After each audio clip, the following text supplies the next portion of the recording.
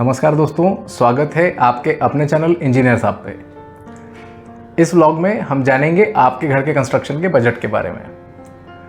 Budget क्या होता है, ये क्यों ज़रूरी है, इसे कैसे बनाते हैं और इस बजट को ट्रैक कैसे किया जाता है, जानेंगे इन सारे सवालों के जवाब आज के इस व्लॉग में। साथ ही हम जानेंगे हमें कॉन्ट्रैक्टर को कब किस स्टेज पे कितना पेमेंट करना है। बजट क्या होता है? कोई ऐसा प्रोजेक्ट जिसमें काफ़ी सारे रिसोर्सेज, काफ़ी सारा समय और बहुत सारा पैसा इन्वॉल्व हो, तो ऐसे किसी प्रोजेक्ट को एग्जीक्यूट करने के लिए, संभालने के लिए एक डॉक्यूमेंट रिक्वायर्ड होता है जिसको हम बजट बोलते हैं।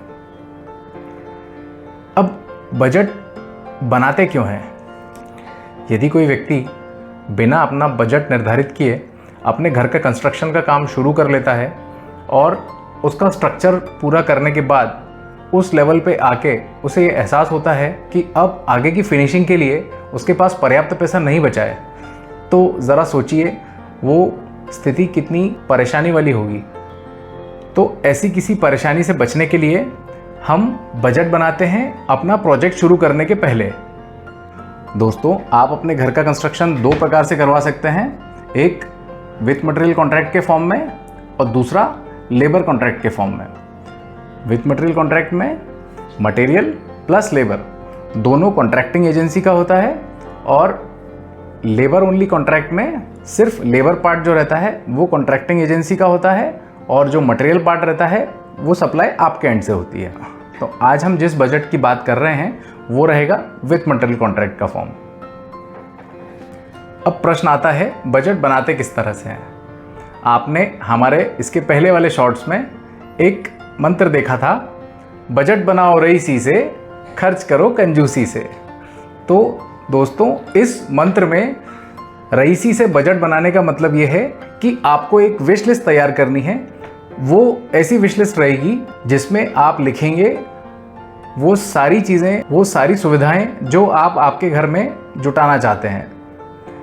इसमें किसी विशेष प्रकार की फ्लोरिंग हो सकती है, किसी विशेष प्रकार का पत्थर हो सकता है जो आप मंगा करके अपने घर में लगाना चाहते हो, या कोई बाथटब या कोई जैकुजी, इस तरह से कुछ भी जो आप आपके घर में लगाना चाहते हो आप इस विश लिस्ट में लिख सकते हैं।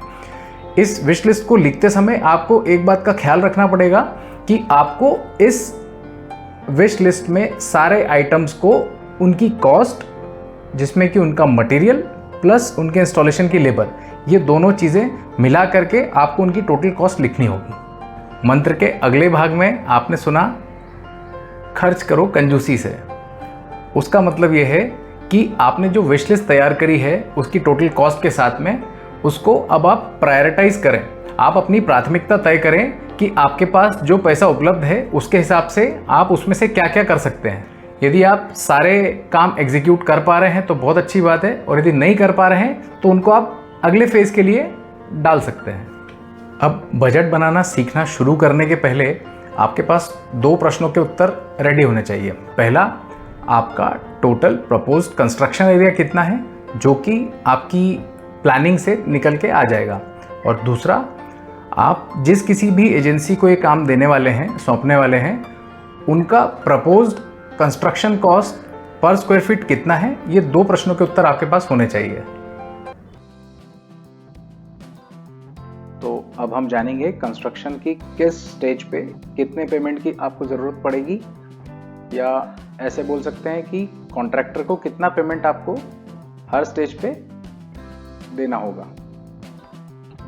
तो सबसे पहले है planning, design, supervision 3%, foundation columns up to ground level 15%, plinth beam and slab 10%, ground floor columns, beams, slab 12%, brickwork and plaster 16%, flooring 7%, electrification 7%, plumbing 5%, doors and windows 7%, painting and finishing 6%, fabrication जिसमें main gate, window grills और railing है 7%, और miscellaneous expenses हैं 5%। तो आइए अब हम देखते हैं इस एक्सेल शीट पे, जो कि आपकी स्क्रीन पे दिखाई दे रही है। इसमें हमने हेड वाइज सारी चीज़ें, सारी एक्टिविटीज़ को लिखा हुआ है स्टेप वाइज। तो आप लोग ये देख सकते हैं, ये एक बजट शीट है। इसकी लिंक आप लोगों को नीचे डिस्क्रिप्शन बॉक्स में मिल जाएगी। आप डाउनलोड करके इसको ऑल्टर कर सकते हैं अपनी रिक्वायरमेंट के हिसाब से। तो मैं आपको अभी बता देता हूँ। ये यहाँ पे आपको प्रपोज कंस्ट्रक्शन एरिया रहेगा स्क्वायर फीट में, जो कि यहाँ पे 1000 स्क्वायर फीट है अभी हमारे केस में। कॉन्ट्रैक्टिंग एजेंसी का जो रेट है, जो आप लोगों के यहाँ पे एजेंसी रहेगी उनका रेट आएगा, ये अभी हमारे केस में 1500 रुपीज़ पर स्क्वायर फीट है। और ये परसेंटेज डिस्ट्रीब्यूशन में आपको अभी बता चुका हूँ, राइट। तो ये अकॉर्डिंगली इनके अमाउंट्स आ जाएंगे। तो 1000 स्क्वायर फीट के लिए 1500 रुपीज़ से ये 15 लाख रुपीज़ टोटल कॉस्ट होती है कंस्ट्रक्शन की। और दूसरा जो मैंने आपको बताया था, विश लिस्ट जो आपको बनानी है आपकी रिक्वायरमेंट के हिसाब से, वो आप अपनी विश लिस्ट यहाँ पे क्रिएट कर सकते हैं अगले पार्ट में। तो इसमें मैंने यहाँ पे wooden floor, air conditioners, modular kitchen, fall ceiling, ये इतनी क्वांटिटीज़ के साथ में इतना अमाउंट का ये मैंने लिया हुआ है। अब ये जो टोटल अमाउंट है, जो ऊपर कंस्ट्रक्शन का ए पार्ट और ये विश लिस्ट का बी पार्ट, तो total part A plus part B it comes 17,97,000। तो ये करीब करीब 18 लाख रुपए के अराउंड आता है। अब इसमें हम अजम्पशन मान के चल रहे हैं कि सेविंग्स आपके पास 4.5 लाख रुपए की है। होम लोन जो है वो आपको 12 लाख रुपए का रहेगा। तो इस तरह से टोटल अवेलेबल अमाउंट जो है आपके पास कंस्ट्रक्शन के लिए है वो 16.5 लाख रुपए। तो ये सब मिला के इनका जो डिफरेंस अमाउंट है, जो आपको और लगेगा, जो डेफिसिट हो रहा है, वो तकरीबन 1.5 लाख रुपए का हो रहा है। तो इसका सॉल्यूशन ये है कि आप लोग स्टार्ट कर सकते हैं, ये जो कंस्ट्रक्शन एरिया है इसको रीडिफाइन कर सकते हैं थोड़ा सा। से हमने इसको 900 स्क्वायर फीट कर लिया। थोड़ा नेगोशिएशन आप आपके एजेंसी के साथ कर सकते हैं। से उन्होंने कुछ नेगोशिएट करके आपको कुछ पैसा कम कर दिया। ये अजम्पशन है, ये आपके हिसाब से आप लोग मॉडिफाई कर सकते हैं, राइट। उसके बाद अब हम इसको एक बार देखते हैं।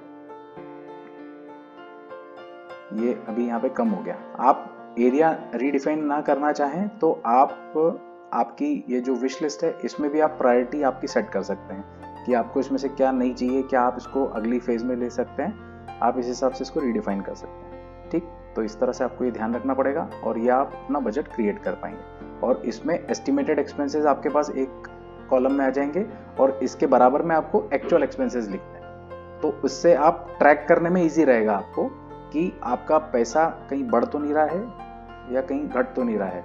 तो आपको यहाँ पे ट्रैकिंग ईजी हो जाएगी एक्चुअल एक्सपेंसेस के साथ इसको लिखना, राइट। तो दोस्तों, उम्मीद करता हूँ अब आप सभी को काफ़ी कुछ क्लैरिटी आ गई होगी कि आपके घर के कंस्ट्रक्शन की अलग अलग एक्टिविटीज़ में कब कहाँ कितना पैसा आप लोगों को खर्च करना है। तो इससे आपको कोई परेशान नहीं कर पाएगा, कोई गुमराह नहीं कर पाएगा। और आगे आने वाले वीडियोस में आप क्या देखना पसंद करेंगे, आप क्या और जानकारी आपके घर के कंस्ट्रक्शन के बारे में चाहते हैं, आप हमें कमेंट बॉक्स में लिखकर या मेल कर पूछ सकते हैं। यदि ये वीडियो आप लोगों को अच्छा लगा तो प्लीज़ लाइक करें, सब्सक्राइब करें और शेयर करना ना भूलें। और यदि आपको अच्छा नहीं लगा तो प्लीज़ हमें कमेंट बॉक्स में लिखकर ज़रूर बताएं। तो मिलते हैं अगले वीडियो में, जिसमें हम सीखेंगे बिल्डिंग कंस्ट्रक्शन में लगने वाले अलग अलग मटेरियल्स की क्वांटिटी निकालने के बारे में। नमस्कार।